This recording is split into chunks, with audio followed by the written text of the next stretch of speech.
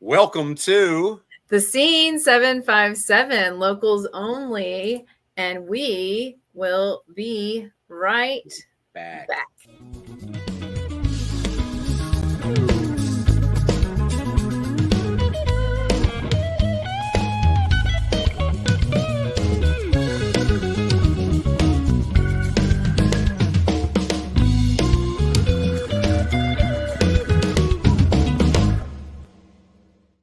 Look, we're right back. Oh my gosh, here we are. We're live.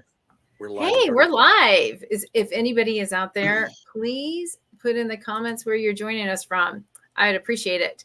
So, Brian, what is happening here? Oh, Sandy. Whole thing. Yeah. Usually we do, as a lot of people know, we do this from a remote location together, all as one. We got our Jacob, our production guy, J-Dog, in the house doing his thing, and we're sitting there with the guests. However, tonight we're doing something entirely different, right? Entirely different. Yes, we're doing something entirely different. And this was all kind of thrown together kind of very quickly and in a good way. And I say this when we bring on our guest here as well. And I appreciate his time and forethought for doing this with us. So without any further ado, we're all broadcasting remotely. Sandy, where are you at, Sandy?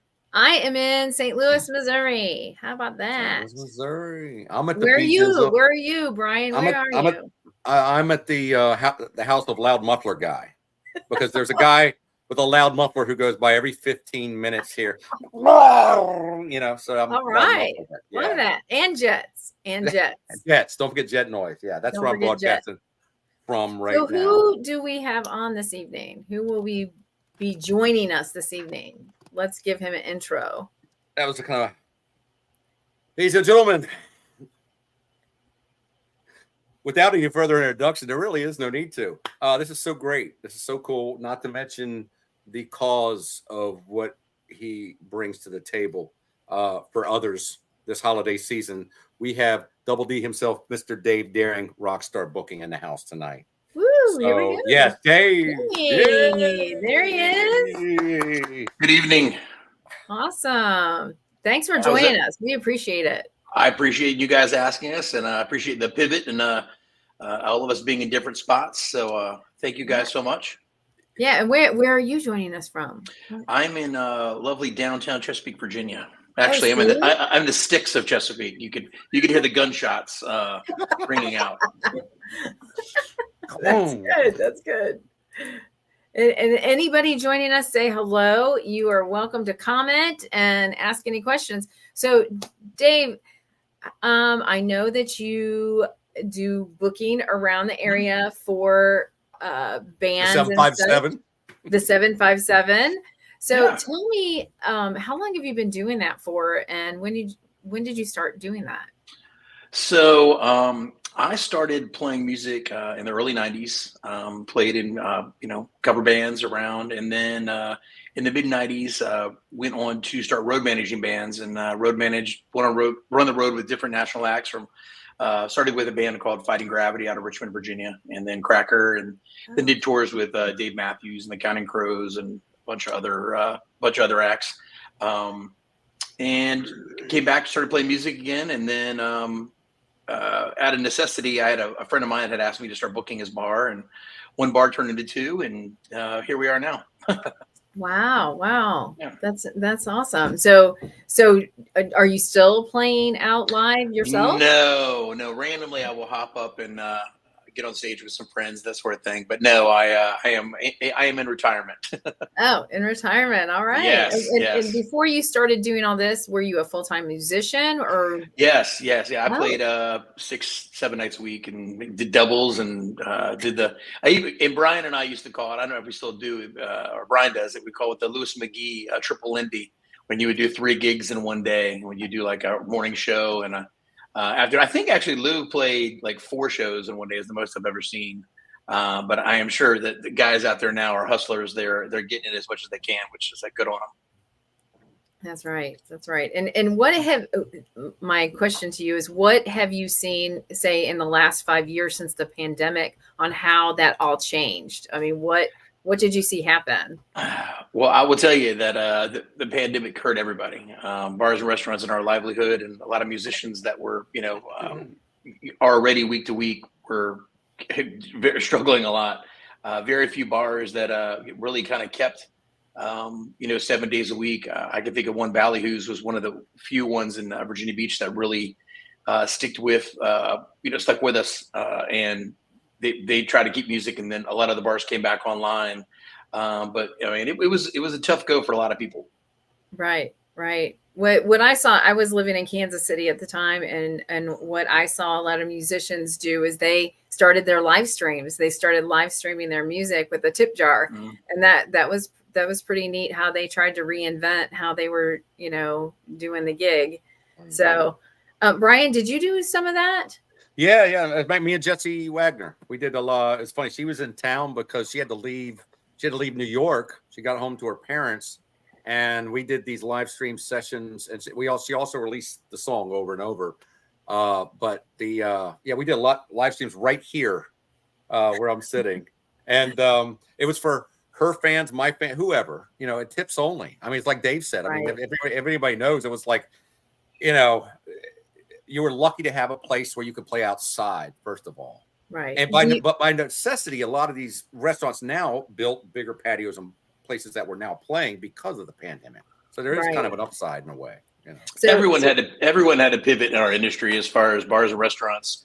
They had to, thank goodness for the only good thing that the state of Virginia did for ABC was allow a lot of these bars or restaurants to, introduce being able to take alcohol out. Take home drinks.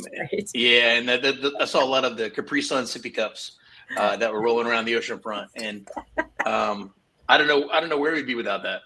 That's true. So what have you seen it rebound after that? I mean, has it come back 100%, you think, or?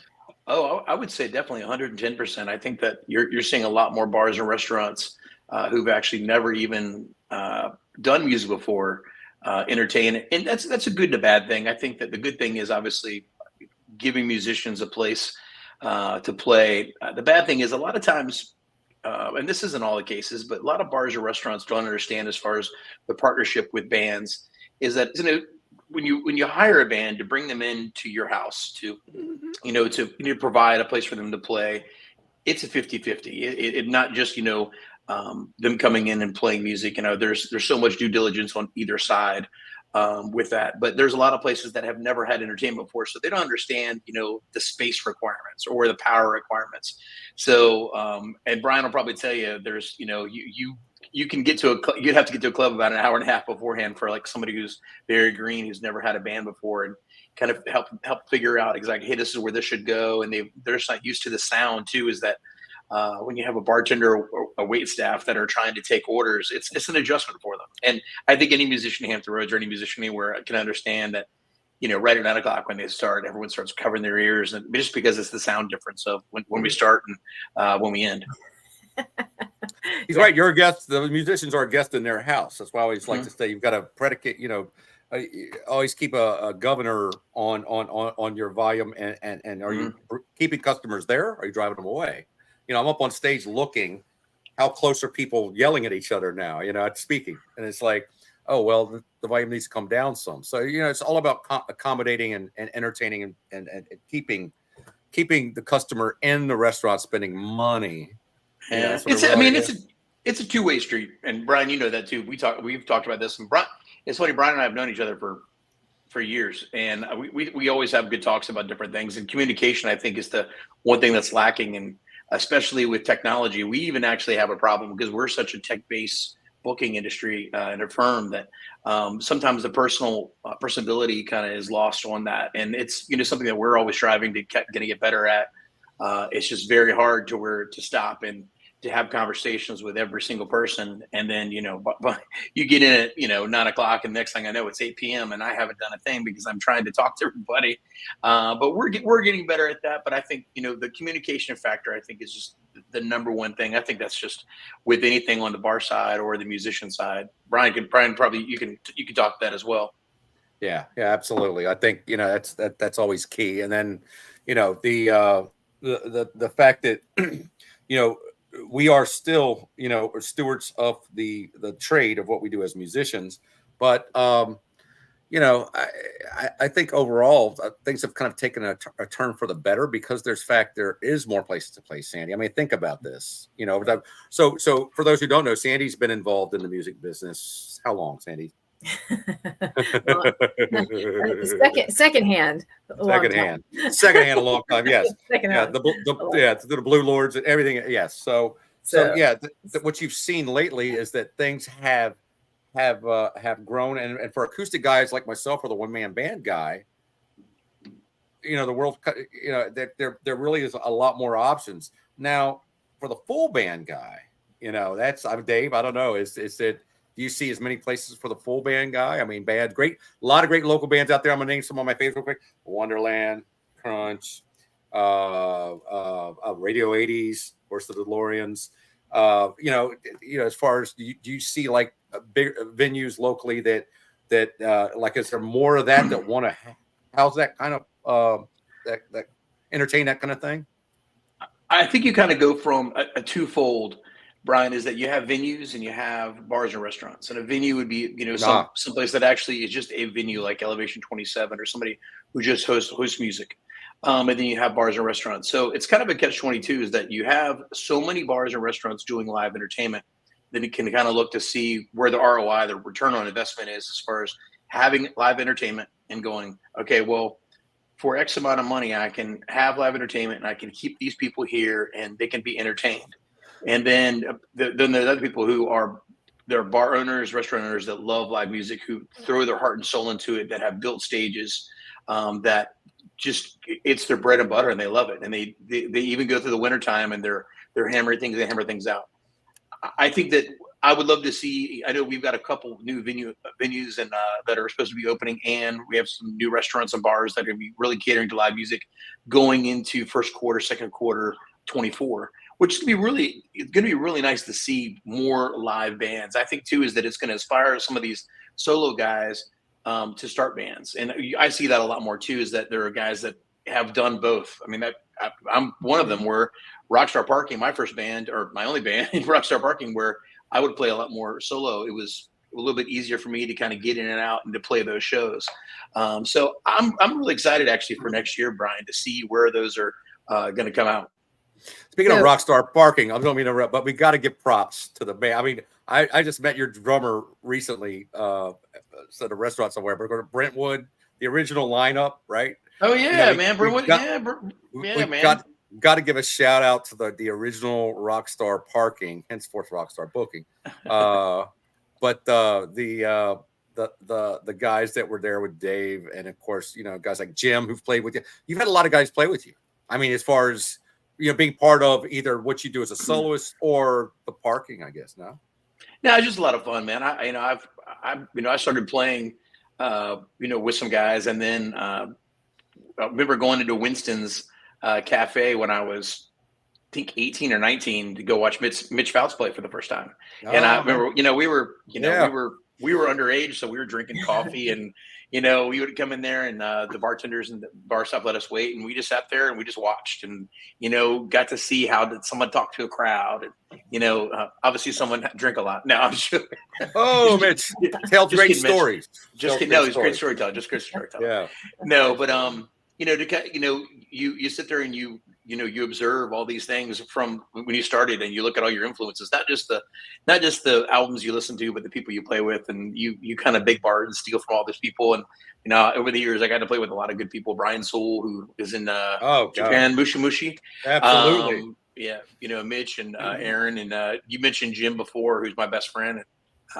He still bugs me to keep playing. He's like, we gotta play some gigs. I'm like, man, I don't think my voice could get through a whole night. Maybe 3 or 4 songs. Maybe I'll pop up on Rockin the Stockin and play a couple songs. But yeah, it's been a few years since I did that, but we shall see. We shall see. Yeah, you want to talk about that first? Yeah, Rockin the Stockin. Yeah. Here, hold on. I gotta flash it up there. There you go. Nice. That's actually Brian in a Santa outfit. Is it Brian? Yeah. Is that you, Brian? No, not me. That's not me. The first draft was him actually in a Speedo, and we were like, not such a good thing, so we decided to switch. Still not. That's coming up this weekend, right? Like, yes, this Sunday. Okay. Eclipso and Chicho's on 11th Street. It's to benefit the Nobleman's Toy Drive. This is our 11th annual. And Chicho's has been a partner now for 2 years, but Calypso has actually been with us for 10 years now. We actually the first one at the old Juma, which is Elevation now, and then we actually moved over. And Calypso has been a big supporter of ours and has done just a great job. And we have just gotten bigger and bigger. And Potter and Louie and Ed over at Chicho's welcome us with open arms. So we have 3 stages. We have over 70 bands. We usually have a lot of pop-ins, so I can never know who's going to show up and who is going to hop up on stage with people. But it's a lot of fun. It's controlled chaos. Rome from I saw it last year. Rome. Yeah. So we've got this year Rome from A&M. The rock and roll sound guy is actually going to be handling Calypso. Awesome. Him and his guy are going to take 2 stages, and then Daniel Aguilar from Shattered Sound Productions, who Daniel's a dear friend and has run sound for us for many years. Super dude. Looking forward to having him. And this is his 2nd year to control this, and those guys do a great job. We do each band is about 12 minutes, 3 songs. They get a 15 minutes, so we try to get a quick changeover. But we call them throw and goes. So you come in, you plug in, check, and you go. And no egos, no big pedal boards. Everyone just comes in, has a great time, hang out, take some good photos of people, and then obviously raise some money or an unwrapped toy for the Noblemen for their toy drive. Right. Speaking of that, I don't interrupt, but let's talk if we can. The Noblemen. What are the Noblemen? How did you meet them? How did that all come about? I'm just curious myself. Yeah. So I started working with J&A Racing. Gosh, I don't know how many years ago. It was a long time. It's been over a decade. And doing production and operations with them and helping with bands. Actually, Rockstar Parking played many years as their band on multiple events. We met the Noblemen because they're a service organization. Back actually when I met them, they were buying. Again, this is dates society here. Is they were buying. I believe dictionaries for kids in underprivileged schools. So you got to figure a dictionary. They're buying books. So this was a long time ago, and these are underprivileged children who are in lower income housing schools, and they've got great hearts. Now they have since adapted that to where obviously they do adapt to bicycles. So these are kids who would never usually would never be able to ride a bike, and they do a number of these throughout the year, along as with the toy drive. Which is, I guess you could compare it to some of the other toy drives around the area. This is near and dear to my heart because obviously it's something local. Everything we do here stays locally, which is great. That's great. That is awesome. Wow. That's very nice. Shout out to Al Medjit, and Pete, of course. Oh yeah. They've been Pete's actually playing. Pete's one of our musicians. Pete Hansen, Yeah, Pete actually now works at J&A Racing, but Pete's always been a good friend and good advocate of the event. And we've the Noblemen do a great job at bringing their volunteers to work the door and obviously collect all the toys and then get them out. Then they do a toy distribution, which is great. Now, last year was a big year. I think it was. I don't know. I heard it was like. I mean, how many toys? Was there a number on that or? I have no idea how many. I wish we knew had a number. I've got pictures probably we should probably post over the years that we try to take. And there's not even done. We raise a couple $1,000s, and what we do in turn is we buy Walmart gift cards, and then we distribute those out to kids. And some of the younger kids I think are going to be okay with some unwrapped toys, but some of the older kids that probably want to have their own things. That sort of. And look, and Kurt Bailey is up on the chat who is going to be at the event. Yeah, and then I know that Aaron Barlow and Aaron's actually played with me for. We've had many a good time at Calypso. Drinking way too many Fireballs. I do blame Aaron for that. That was not my fault. And then Steve and Anthony from Nashville Nights. Yeah, 90s Country Reboot. They've been doing great. They've been doing great stuff. They're so big time. They're only playing the Norvin now. So he's graduated out of Cover Dome. He's good people. Cover Dome. He's good people. He's good people. Well, yeah, that's my question. Do a lot of your venues ask for someone that's okay with playing original or cover, or do they even ask is the question? Not really. I think that anyone is, on the bar side, and to kind of break this down, and it can kind of sound unrock and roll, is that I think that most bars are looking for draw and retention. So when they book an artist, they're looking for somebody who actually has a marquee value, and they're looking for somebody who does their due diligence on social media, that will advertise and be consistent. And then obviously to marriage that with the bars crowd as well, to say, hey, look, we have live music, and to do it on a consistent basis. I think that anyone would agree with that, is that consistency always is better than perfection. And then you look at the consistency factor over having live music, and then knowing a place has live music. There's only a couple places that I know that we book that really do that year round, and a couple places that don't. And I know that, places that we don't book, but I've played there and good friends with Charity at South Beach. She's a big proponent of live music. Yes, she pours, she's someone who's definitely poured her heart and soul into into live music. And this is somebody place that we don't even book. A lot of our musicians play there. And I'd rather have every place that do a great job like she does, but like places like Murphy's Irish Pub. Murphy's does music 7 days a week. And then even during the summertime, we're doing music, twice a day. We're doing one outside and we're doing one inside. Ballyhoo's, we're always doing stuff. Calypso, we're doing consistent music. Places Keegan's, Keegan's, we always have something going on. And if I forgot your club, I'm so sorry. Brian didn't tell me that I need to have a script or anything. No. So that is a question I have though, is what is your vetting for musicians? What are you looking for? Like, what is it that they have to provide to you? Say somebody was new out there listening right now, what do they need to do? Good question. So real quick though, Jim Cahoon, my best friend who plays bass in the wonderful band Running Shine, told me to water the plant. Now, Jim, as you can tell, this plant is actually Farrah's plant, and it is actually doing very well. And I'm going to tell her that you made fun of her beautiful plant. And see, this is actually her office. My office is located off of General Booth and Nemo, but this is the home office. This is where she works. But she's so gracious to share her office with me. So, and I am so sorry I was being a smart aleck. Ask your question again. I'm sorry. Oh my goodness, I have to ask it again. Oh my. Okay. Say I'm a new musician. Oh, okay. And I want to join Rockstar Booking. How do I get exposure to you? What do I need to do to prove to you that I can do this? So this has changed over the last 8 years since I started Rockstar, because Rockstar started with me and a Google Calendar and an iCal, and trying to figure out how to text multiple people. And these are people that I knew, the people that I had played with, that I had vetted myself, because I went to go see them play, and I knew what kind of person they were, that they were reliable, and that they would do a good job. Now we've kind of changed things a little bit, because we have a lot of new guys that we really want to get in. So we actually have open stages.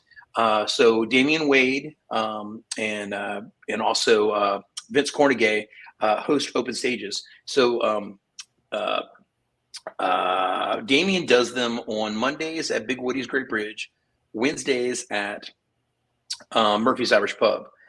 Tuesdays he does one over at Keegan's, as well. And then Vince does a Sunday at Big Woody's Western Branch.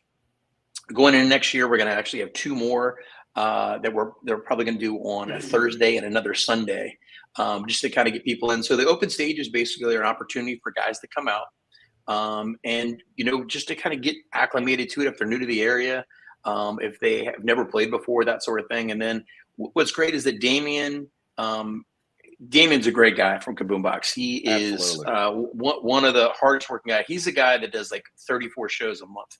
It's kind of insane. Unbelievable. But he will send me messages, send me notes. Hey, this guy's come out a couple times. He's got some chops, that sort of thing, and he's great.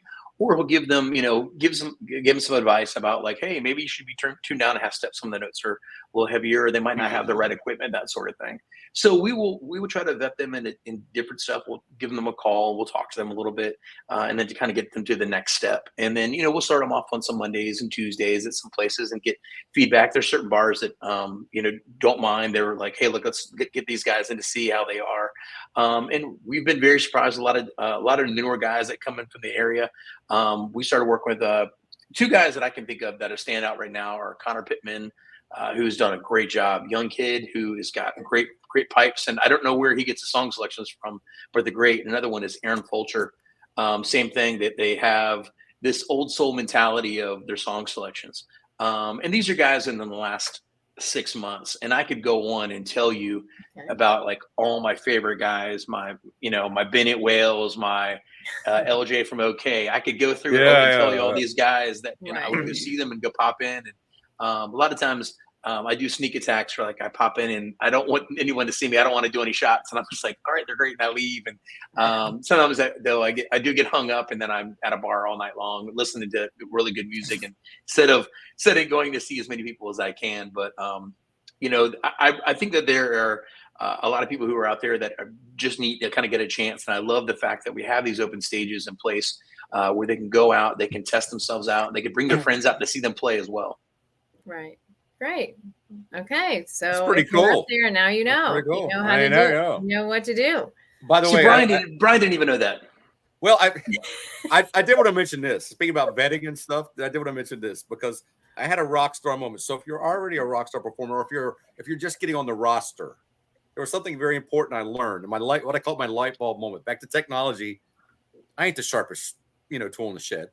So I would put my bookings on my calendar, and then all of a sudden Rockstar would send me an offer, and I'd be like, well, I'm booked that day. And that's the worst thing, by the way. That's the worst thing the agent wants to hear, is that you said you're available, but you got a gig. Right? Am I right? That is that. I hate to say it. That is the worst thing. Am I right or wrong? Yeah, but Brian, one of the growing pains of owning a company and trying to make it better for everyone is the fact of building a process and a procedure. And it's not very rock and roll, and I understand that. And it's not very personable, and I understand that. But the problem is that we're handling so much information, and we want it to be exact, and we don't want double bookings, and we don't want we don't want people sitting home on a Friday where they could be playing. So, trying to figure out and talking to so many people about like, hey, what would you think about this? What do you think about this? So we kind of cultivated this where, I'm not a computer programmer. I went to a friend of mine who works for Citibank, and he suggested somebody else. And I had told him what I really wanted, and I gave him all the notes, and he said, well, give me a month.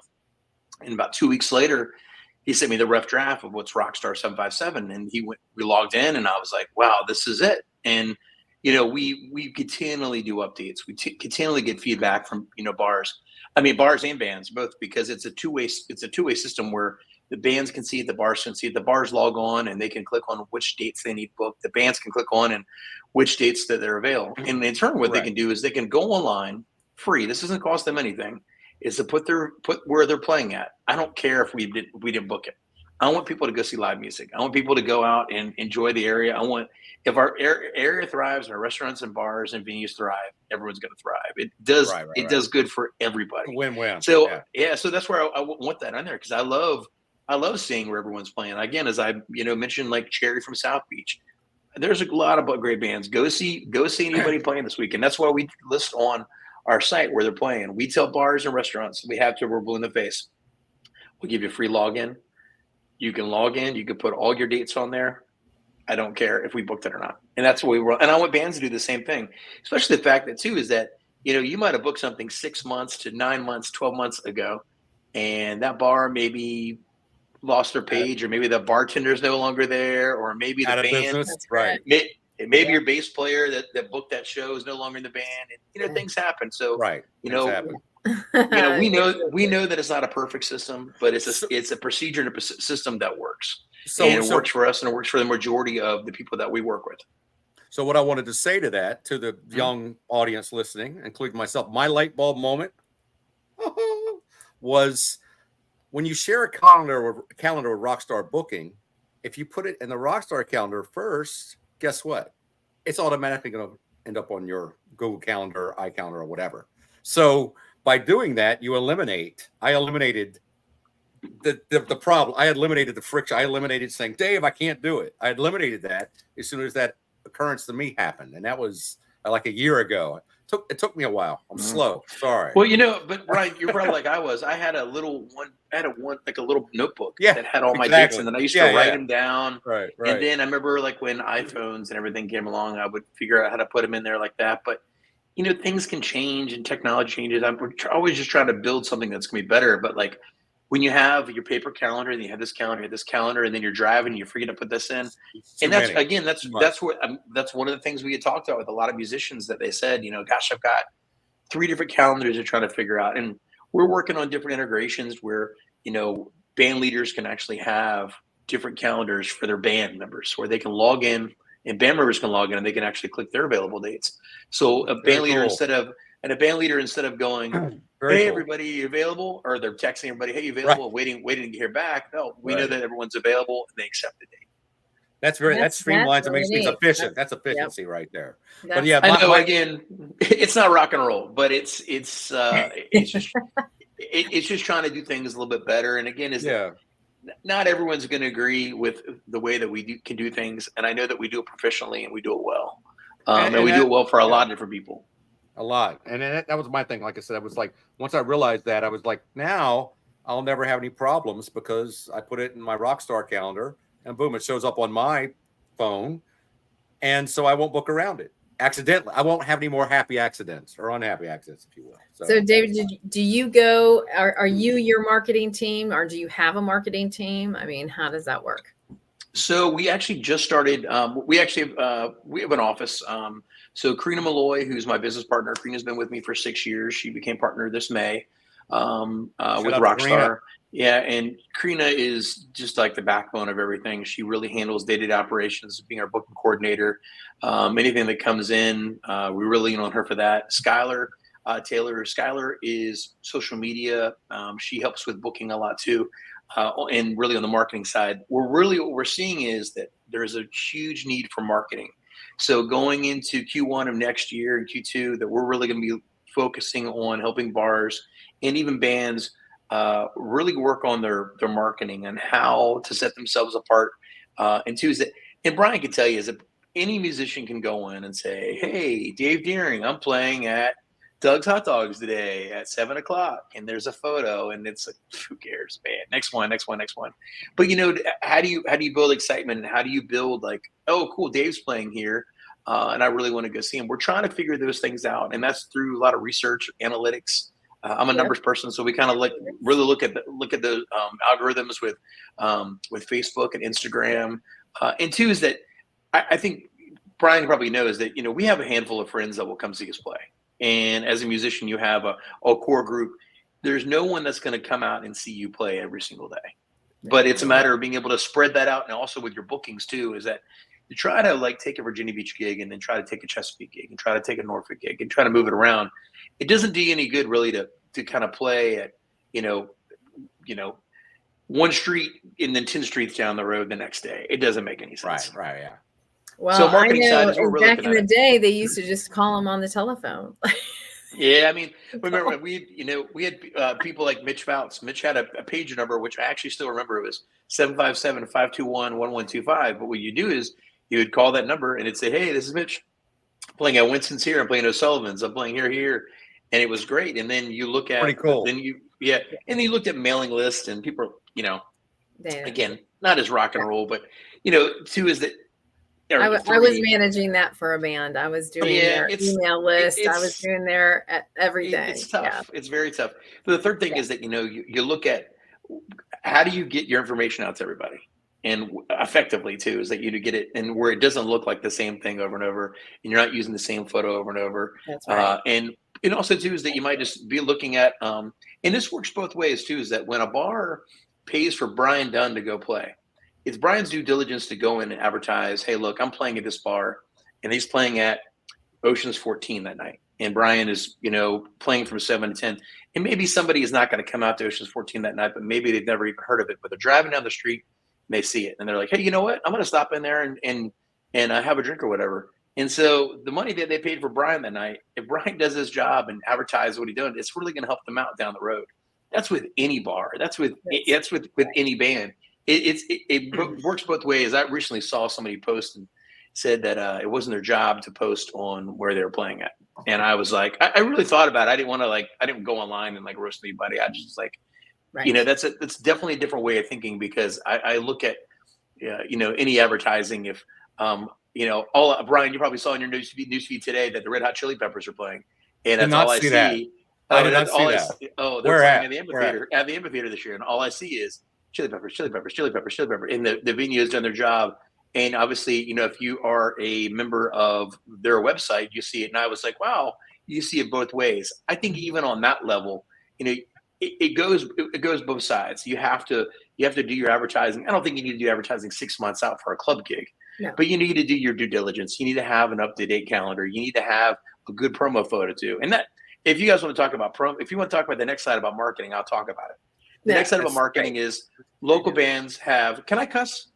Yeah, absolutely. Local bands have shitty promo, and I will tell you is that's the biggest complaint that I have from bars and restaurants is that we don't have good promo. And so, like at Rockin the Stockin this year, we're going to be taking high-res photos, and we're going to be trying to do all these things because I need photos. But like a lot of bands don't have good photos. They have like a really crappy like wiggly cell phone video and like a bad photo, and I don't have a song list. So when they're like, man, I really want to more gigs, and I'm trying to tell them, hey, I really just need this to help you guys out, and they don't understand how many missed opportunities they have.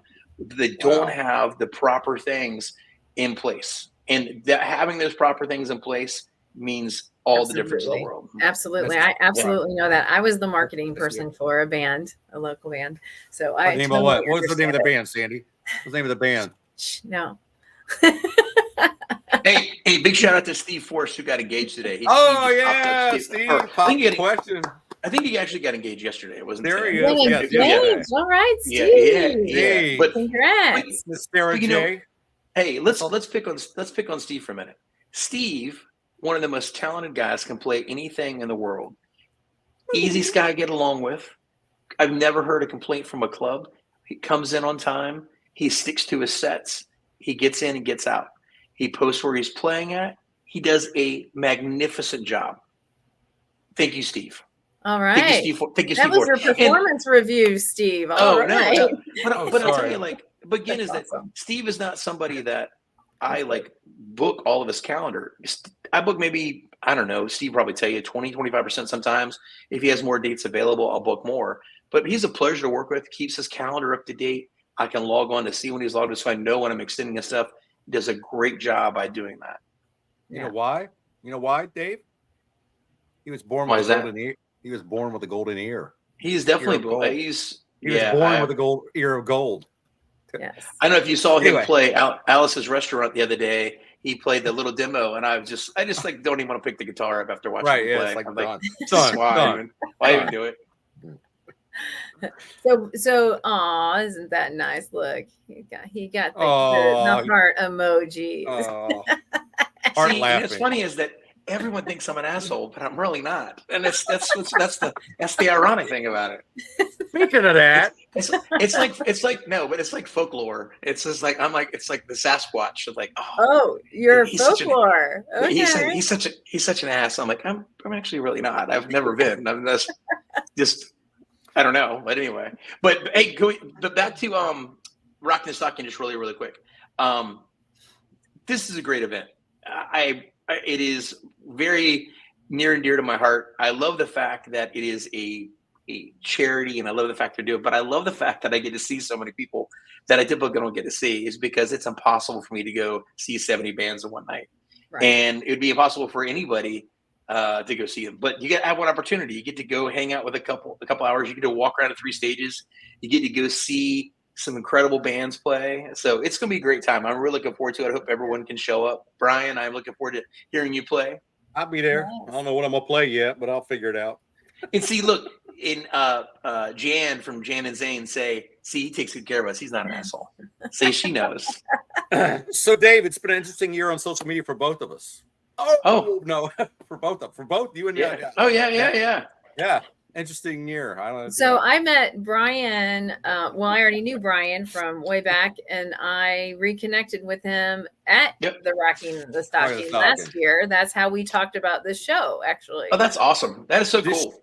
You helped kind of birth this indirectly, and after Kurt, she was working with Kurt. And of course, I'm working with Kurt. So Kurt Bailey. Shout out to Kurt Bailey. Yeah, so it's just it was weird how it all happened, and here we are, episode 11. I know it should have been 12, but it's okay. We've had some setbacks. We've had some setbacks, but all is good. We have visions too, and that's and we really want to promote, and that's what this is for. The platform is to promote these people. So not only are you promoting them through that, and you want to give them better promo, That's what this is for. So Exactly. if you want to be on the show to promote your band, please contact us and we'll get you booked. And that's exactly what we're doing this for, is to help the local musician. And there's so much talent. I mean, so much. So much. We could go from musician to restaurants to sound guys to DJs. I want to get DJs on too. To, you know, I want to get eventually. I mean, baton twirlers, fire ring dancers, whoever, whatever you do. If you do it, I'd love to get you on. Why not? Hey, Brian, what you do on Sundays is your own business. All right, buddy. We don't. I mean, I'm not going to judge you. Sandy's not going to judge you. I'm just exactly. No, I mean, there is a, you go from, entertainment, like we, during the holidays, we actually shift and, we're doing a ton of music, but like we're booking, it's funny, Rockstar Booking. You know what one of our calls is we get all the time is like, do you guys have adult dancers? And it was literally, I was very surprised that like we get these calls, but like during the holidays we do Santas, we do the Grinch, we do some other stuff, and that we saw all this necessity when people called. I never wanted to tell them no, so we were like, I don't know, but just hold on and I'll figure it out. Let me find out for you. So then what we would do is we'd call around and we built relationships with other people who were like, oh yeah, I actually book Santa Clauses. So now we can, we have a interactive map on our website that we do Santa Clauses and the Grinch and Olaf and Elsa and all these other people. We just what did the about Grand an adult Illumination. dancing Grinch? Brian, what are you doing tomorrow night?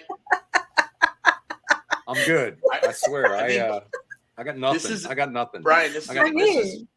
Brian, this is a good. You're this is a good mean idea. one, Mr. BD. Sandy, is there any way that you can make his face green like the Hulk?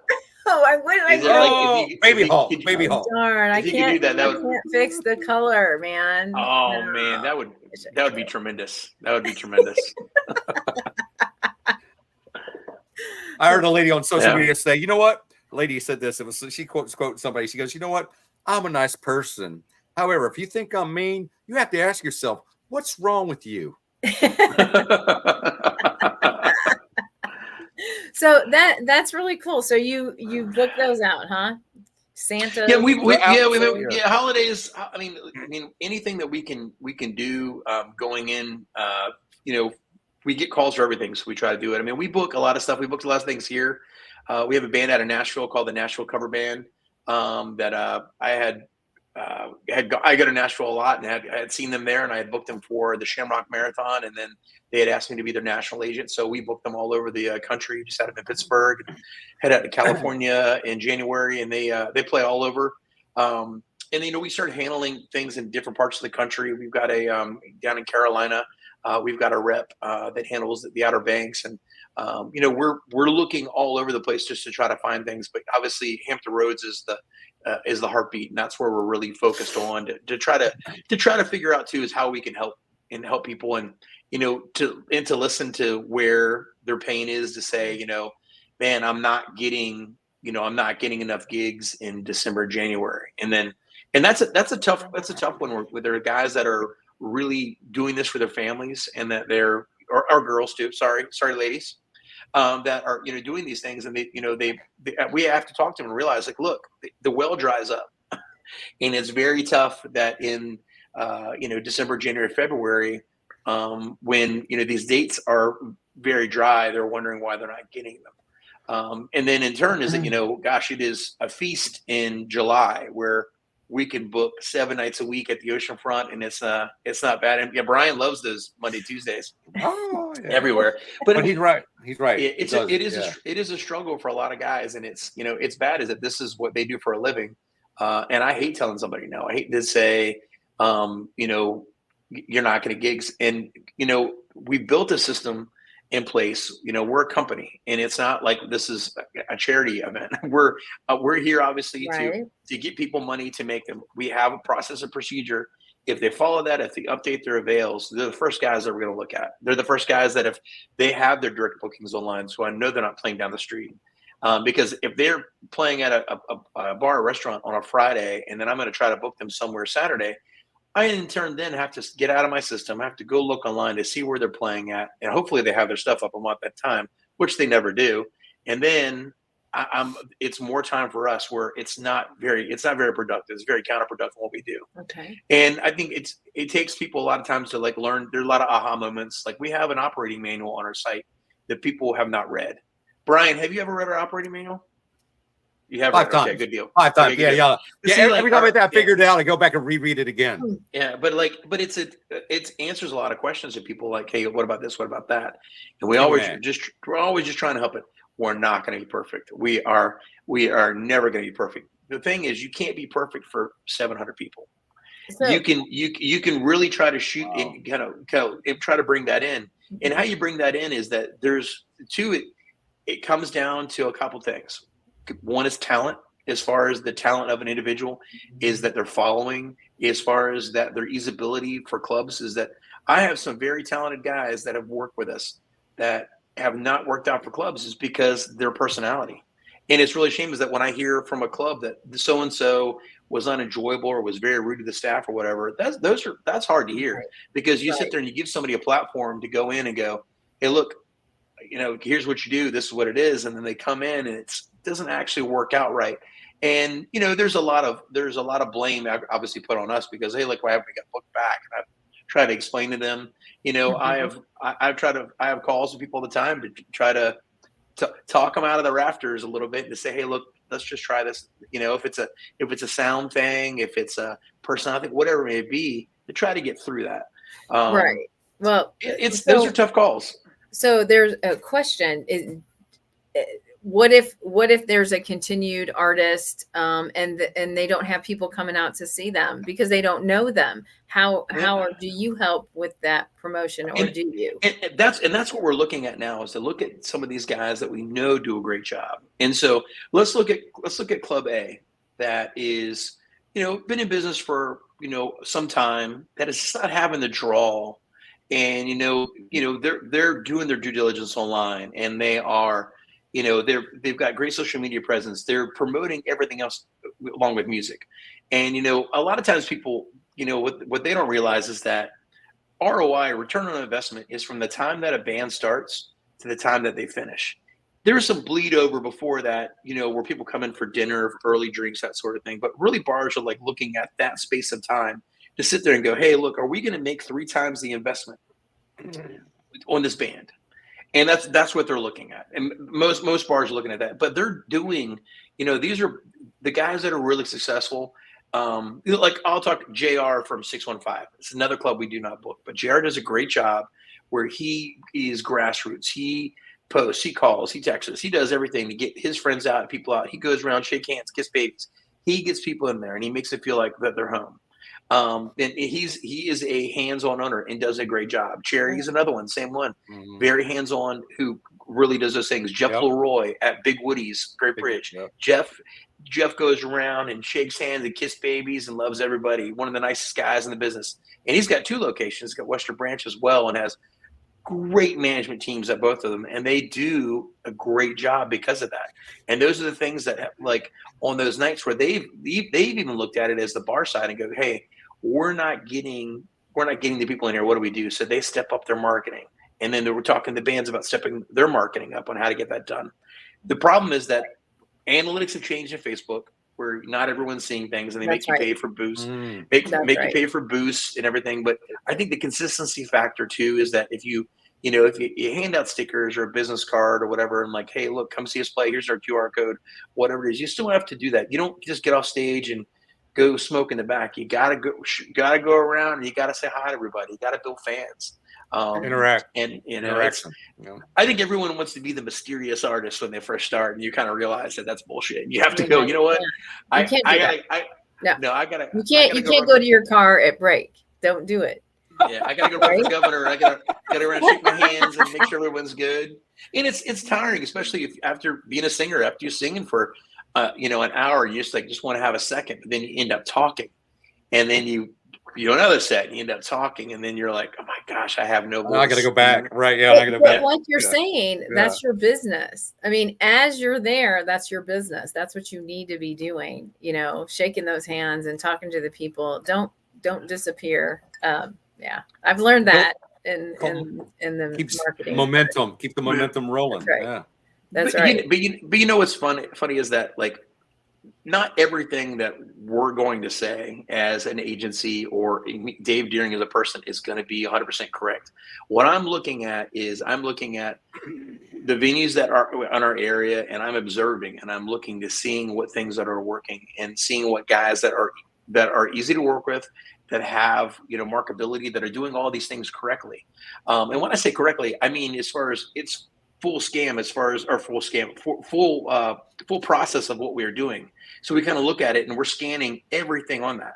So if we scan the marketing side, and we scan their ability, and we scan the procedures on what they're doing and the easy ability to work with, we scan all of that and we go, you know what? These are the guys to work with.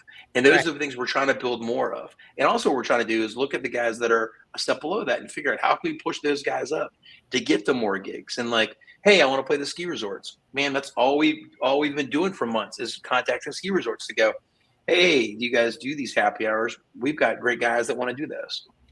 By the way, I'm going to Massanutten awesome. next month anyway. That's awesome. Oh, you are? Nice. Are you playing or just No, singing? I'm just hanging, chilling. Hanging. Okay, good deal. Yeah. Good deal. Yeah, going Gonna for get a week. Well, okay, so as a fan, like as somebody that goes out and sees live music, this is what I hear a lot from people that I know is like some people, even though you could do as much marketing as possible, they're not going to drive over the tunnel. They're not going to go on the other side of the water, right? So, I mean, there's where, you know, you need to do your dialing down in the region of where you're playing, not just your Facebook audience, right? So yeah, it's such an odd thing how we're separated as far as even Brian will tell you. Brian doesn't want to go play on the other side of the water. Right. We've had this, you and I have had this conversation. Yeah.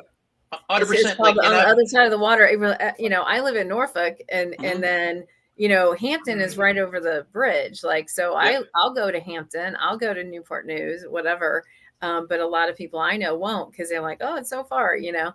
So you're in luck. You're in luck because we just hired a new agent for the other side of the water peninsula that is starting now. And Eric Twinning, who actually plays guitar in the band Child's Play, has just joined Rockstar. And so he's coming onboarding now. And Eric's going to be kind of up to speed and working, you know, that side of the water all the way up to Williamsburg into Richmond.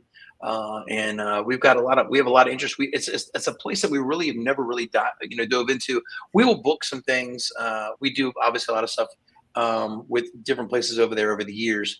But they've been kind of one-offs here and there. We do some country clubs and we do some beach clubs and that sort of thing. But now we're actually going to have a dedicated agent over there, which I'm really excited about because I had all these bands ask for it. They're like, can you please hire somebody over here for some love over here as well? But back to what I was saying, like Brian is one of the guys too. Like, and a lot of guys just don't want to go on the other side of the water because by the time you're playing an 8 to 12 gig, I got to leave my house at like 5:30 or 6 because traffic sucks. Exactly. I get over there, and then I've got to get loaded in. I've got to get set up and play. And then also, nobody knows me on that side of the water. And like, if I'm playing a club that I have no pool at, like, is this a place that actually, you know, has people in? Do they, you know, they have pool tables? And then we're dealing with everyone's worst musician's favorite or worst favorite month is, you know, sports, is that we have to do with TVs on. And I think a lot of musicians get it. Look, we're part of entertainment. And it's, you know, we're not Aerosmith.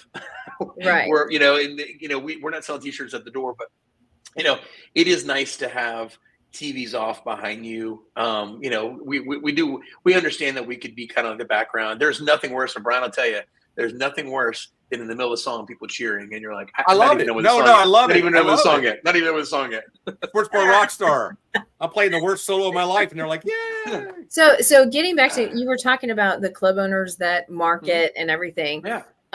So the percentage, like, do you have the analytics on like how much is it the musician or how much is it the club that's promoting? Or I think it is 50-50. I think you look at audience levels. Yeah, I think audience levels that you'll have, you know, the average music fan will go see like their favorite band once a week.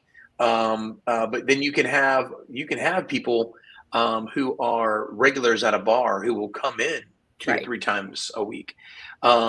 So there could be some lopsidedness. A lot of times those guys are coming early. I really do feel that the happy hour is a very lost space because to build retention in a bar, happy hour is no greater place. But the problem is that us as musicians, play too loud, and it's not enjoyable for somebody who's hanging out or whatnot. It's just not a rock concert. And I think that we have a big problem, especially now with, you know, Brian and I have lugged speakers, big old PVs that weighed, you know, 85 pounds up and downstairs in most of our lives. Now they have these nice small line array towers that are nice and quiet, but they project out a lot, but they don't need to be so loud. But I think you look at a club owner who's going, okay, well, I don't really want to have anybody coming in here who's going to blow people out. But I think that retention level is to have a good happy hour from 5 to 8, and maybe start your guys at 7 and go to 11, where you build that 7 to 10, and you're like, oh, well, I want to hang out a little bit longer. Dinner was great. I'm having some drinks. I'm going to have like an appetizer. I'm having some more drinks. Oh, wow, man, it's already 11 o'clock, and Brian Dunn was great. Man, that was wonderful. I really do feel like most people are not going. COVID taught us one thing, is we don't have to be up to 2 o'clock. Right. You know, I worked at First it. Colony Coffee Nailed it. House at Hilltop, and Lewis McGee used to be a regular every Tuesday at First Colony Coffee House, and I always wanted to work that shift so I could make the extra tips because I knew that the people would come. So you are correct. That was the perfect time. And you know, for a coffee house, it was perfect. He was one guy, really soft playing. Yeah. Legend. Lou Legend. There's your analytics from the 90s anyway. No, I mean, but it is true, is that it's true. I think too is that we get set into our ways of doing things, and we looked at what we're doing is the right way. And I'm telling you, as a company and as a person, like I've had to figure that out too, is that, you know, is everything that I'm doing with this company, is it always going to be correct? My glasses are crooked. Sorry, I took them off. Now they're put back on. I looked like I was drunk. Sorry, Brian. We're all wearing glasses today. I know. Yeah. It's okay. But you know, I think that we always have to improve, and I think that it's very tough as an artist to think that you're maybe not doing something right, and it might be right for you, but it might not be right for the whole setting. To kind of like look at like what else is out there and how can I improve.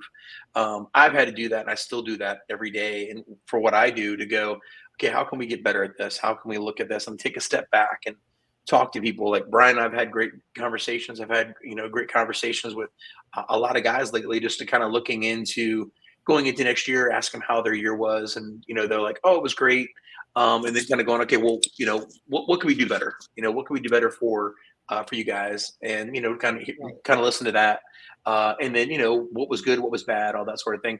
And, you know, nobody wants to hear negativity. And, you know, it's funny, Brian went to start with something, and I'm only going to talk about it real quick. I'll say this, is that social media has given everyone kind of a voice to kind of, you know, to kind of say what they mean. I think that's great. I think it's really good to be able to speak your mind and to say what you want to. I think that the bad thing about that is that how you come off to a lot of individuals, bar owners, restaurants, or even prospective clients who are looking at your Facebook pages, who might go, wow, you know, I really want to book this guy, but man, you know, he said some pretty defaming things about, you know, about individuals, or in general, you know. And I always get asked, you know, like, man, did you see that online? He said, like, I'm like, yeah, I saw it. I mean, everyone is up for their opinion. You're never going to see me go out and speak out and, you know, say this, say that. If you knew me, you just know that that's not the type of person I am to come out and have to defend what I do. I know we do a good job. I know where my heart is. I know where people who work for me heart is. We bust our tail every day. Brian touched on DJs for a second. We have a huge DJ business, you know, with Rockstar. Joe Fu, who's our director of DJs, places, you know, gosh, hundreds of DJs. And there's a spots for DJs, there's spots for full bands, there's spots for entertainment. Our goal is we want everyone to win. I want the venues to win, the bar restaurants to win. I want our musicians and DJs to win. You know, this is my hometown. I've been here for 50 years. Yes, I'm old. And I love this area. This is my hometown. I want it to do well. I want bar owners. I keep saying Brian and I, but Brian and I will tell you. Brian will tell you too. There's a lot of bus boys who went to bartenders, who went to general managers, who now own bars. Yeah, be nice to everybody, because that's you never know. Your reputation precedes you. Yes, it does. Yeah, it goes a long way. It does. Huge. Yeah.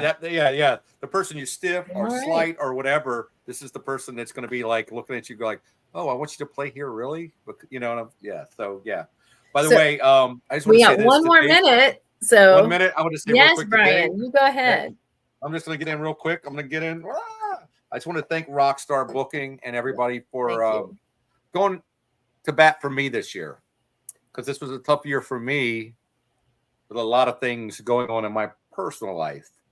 And I want to thank you guys for going to bat, and the club owners and friends, and Sandy, of course, and just helping me through very tough times in my life on a personal level. And which is, you know, I think 2024 is going to be a better year for me personally. And hopefully I'm excited to see what the new year brings for, sounds exciting. you know, booking and stuff too. Yeah. Heck yeah. Let's do it, Brian. Let's do it. Yeah. Yeah. Shout out. Yes, Major. Thank you. Thank you, David, for coming on tonight. Thank you, Sandy. Thank you, Brian. I appreciate it, guys. Yeah. I'm excited to see what's going to be happening. I hope everybody's going to go to Rockin the Stockin this Sunday at Calypso or Chicho's, and bring a wrapped gift or unwrapped gift. Unwrapped. Or just pay for at a the $10 door, right? entrance all day long, 70+ bands. It's going to be a good time. It's going to be out. And what time does it start? 4 p.m. 4 p.m. All right. Well, 2 thank places, you all for 3 stages. Yeah, 3 stages. Thanks for tuning in, and we appreciate you all tuning in. Thank you guys. Appreciate it so much. We'll see you next month. Thank you. All right.